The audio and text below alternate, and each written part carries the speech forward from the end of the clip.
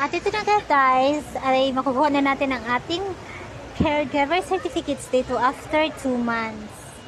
Pero yung UK ko na certificates, hindi ko pa po nakuha. Babalikan ko pa po yung dalawang certificates. At ito naman po ang ating Icon Medical Group na mga certificates at na-recognize sila dito sa Hong Kong. Ayan.